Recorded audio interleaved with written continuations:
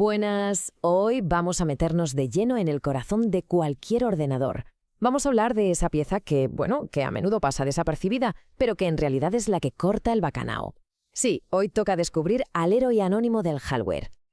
A ver, si le preguntamos a cualquiera cuál es la pieza más importante de un PC, ¿qué diría? Pues casi todo el mundo se va directo al procesador, ¿no? El cerebro, lo llaman. Otros, quizás, apostarían por la memoria RAM. Pero, ¿y si estuviéramos mirando en la dirección equivocada?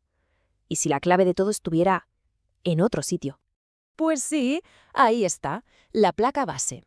Piénsalo bien, es el esqueleto que lo sostiene absolutamente todo.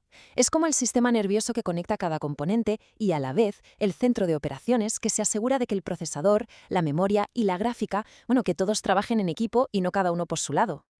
Vale, este va a ser nuestro recorrido. Primero vamos a entender cuál es su papel fundamental. Luego nos daremos un paseo por sus componentes clave. Veremos cómo se conecta todo, cómo cobra vida la máquina, su evolución a lo largo de los años y, para terminar, lo más importante, por qué esta pieza define el verdadero potencial de un ordenador. Venga, empezamos por lo más básico. Hay que entender que la placa base no es un componente más en la lista, no, es el cimiento, la base sobre la que se construye todo lo demás, y su diseño, como veremos, lo condiciona absolutamente todo. La mejor forma de verlo es como si fuera el plano de una ciudad. No es solo un trozo de circuito, es el plano que decide qué edificios se pueden construir, o sea, qué componentes se pueden instalar, decide cuántos carriles tendrán las autopistas de datos y a qué velocidad circulará la información. Por eso, elegir una placa base es como elegir el terreno y las normas de urbanismo sobre las que se va a levantar todo el PC. Muy bien, ahora vamos a hacer un poco de zoom. Vamos a darnos un paseo por la placa y a conocer a sus habitantes más importantes, a los VIPs, esos componentes que juntos hacen que la magia ocurra. Y fíjate, justo en el centro, dominando todo el paisaje, nos encontramos con esto. Es imposible no verlo, ¿verdad? Es el trono, el lugar reservado para el rey de todo el sistema, el procesador.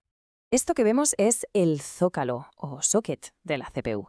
Es el conector que está diseñado a medida para que encaje el procesador. Y ojo, porque aquí viene la primera gran decisión al montar un PC.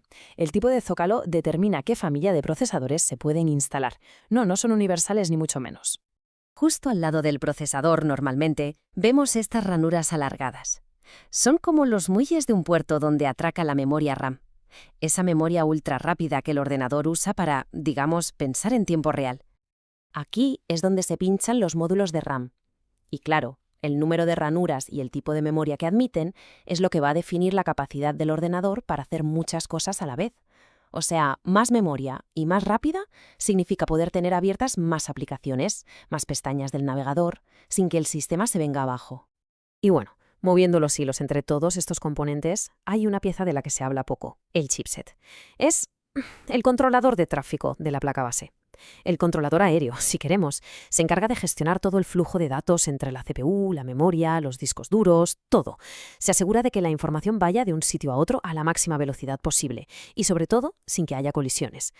Claro que un ordenador no es solo una isla de componentes internos. Necesita conectarse con el mundo y, muy importante, tener espacio para crecer. Y ahí es donde entran en juego los puertos, las ranuras y todos los enchufes. Estas ranuras largas, las que se conocen como PCI, son básicamente el futuro del ordenador. Son la puerta para añadirle nuevas capacidades. Aquí es donde se pincha una tarjeta gráfica potente para jugar, una tarjeta de sonido profesional o lo que haga falta. En definitiva, son la clave para personalizar el equipo y para que no se quede obsoleto en 2 días. En cuanto a conectores, hay como 2 mundos. Por un lado, los externos, que son todos esos puertos que vemos en la parte de atrás de la torre, el USB para el teclado, el HDMI para el monitor, el cable de red, y luego está el mundo interno, toda esa red de conectores para los discos duros, los ventiladores de la caja e incluso los puertos USB que tenemos en el frontal. Vale, ya casi lo tenemos todo montado, pero ¿cómo arranca todo esto? ¿Cómo cobra vida este sistema tan complejo? Pues nos faltan 2 elementos clave, el que le da la energía para funcionar y el que le susurra las primeras instrucciones para despertarse. Estos conectores de aquí son vitales, literalmente. Aquí es donde se enchufa la fuente de alimentación. Es como el corazón del sistema, que bombea la electricidad necesaria no solo a la propia placa, sino que a través de ella alimenta al procesador, a la memoria, a todo lo que esté conectado. Y por último, tenemos a esta pareja inseparable, la BIOS y la pila. La BIOS es un programa diminuto, el más básico de todos, que vive en un chip. Es el que al pulsar el botón de encendido le dice al ordenador: despierta, haz un chequeo rápido para ver que todo está en su sitio y ahora carga el sistema operativo. Y esta pilita redonda, como la de un reloj, ¿para qué sirve?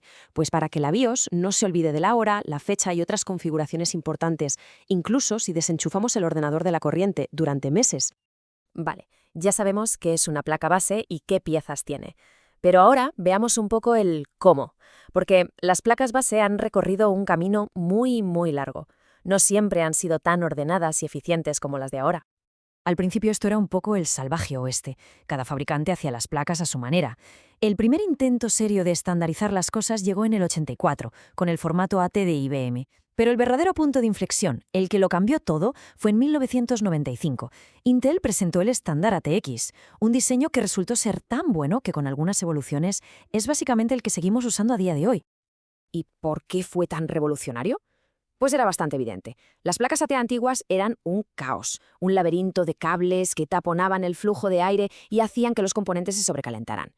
El estándar ATX fue una genialidad de diseño. Recolocó el procesador y la memoria en sitios más lógicos, permitiendo que el aire circulara mucho mejor. Y de paso, consiguió que montar o actualizar un ordenador fuera infinitamente más fácil. Un antes y un después, vamos. Y con esto volvemos un poco al principio. Después de haber hecho todo este recorrido, creo que la importancia de la placa base empieza a quedar bastante más clara, ¿verdad? Si tuviéramos que resumirlo en una frase, sería esta: la placa base establece las reglas del juego.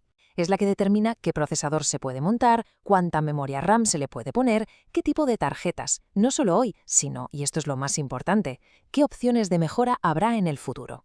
No es solo un componente más, es el ADN que define todo el potencial de un PC. Así que, para terminar, una reflexión.